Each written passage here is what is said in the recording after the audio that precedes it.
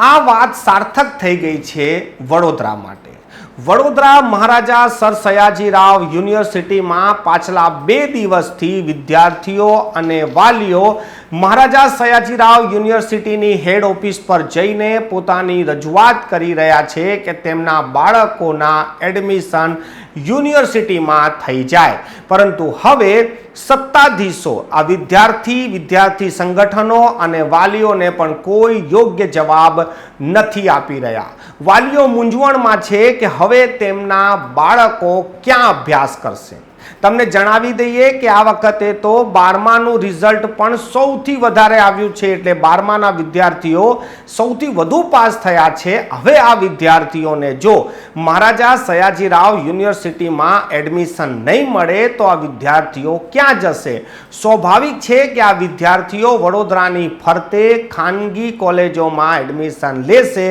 અમે તો જે દિવસે આ પરિણામ આવ્યું હતું તે જ દિવસે આ રિપોર્ટ બનાવી હતી કે આ વખતનું 12માનું પરિણામ ખાનગી કોલેજોને ઘી કેળા કરી દેશે, પરંતુ મહારાજા સયાજીરાવ યુનિવર્સિટીના સત્તાધીશો પણ હાલ આ જ ભૂમિકામાં દેખાય છે કે જાણે તેઓ પણ એવું જ ઈચ્છે છે કે વડોદરાના નાગરિકો, વડોદરાના વાલીઓ તેમના વિદ્યાર્થીઓને ખાનગી કોલેજમાં જ એડમિશન અપાવે।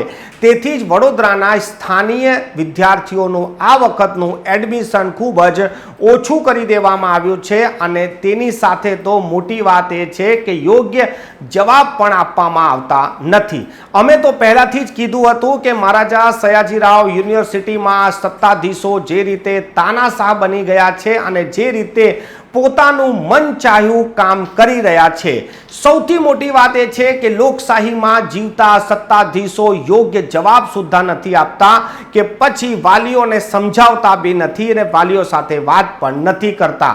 આ એવી તાનાશાહી થઈ ગઈ છે કે જાણે કે એ લોકો જે કરે તે યોગ્ય, બાકી તમારે જે કરવું હોય, જે પ્રમાણે રોષ વ્યક્ત કરવો હોય તમને છૂટ છે, પરંતુ હવે જ્યારે વડોદરાની જનતાને આ મુદ્દો ઉઠાવવાનો વારો હતો ત્યારે જ મુદ્દો ના ઉઠાયો। જ્યારે કોમન યુનિવર્સિટી એક્ટ આવી ત્યારે વડોદરા શહેરના નાગરિકોએ આ વિચાર કરવો જોઈતો હતો કે જો યુનિવર્સિટી કોમન એક્ટમાં આવી જશે તો પછી રાજ્ય સરકારના જ નિયમ ચાલશે, એટલે કે વડોદરા મહારાજા સયાજીરાવ યુનિવર્સિટીના નિયમ નહીં ચાલે।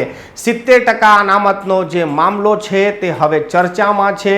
હવે વિદ્યાર્થીઓ પણ આંદોલન કરી રહ્યા છે, વિદ્યાર્થી સંગઠનો બોલી રહ્યા છે, વાલીઓ નારાજગી વ્યક્ત કરી રહ્યા છે, પરંતુ હવે શું થઈ શકે?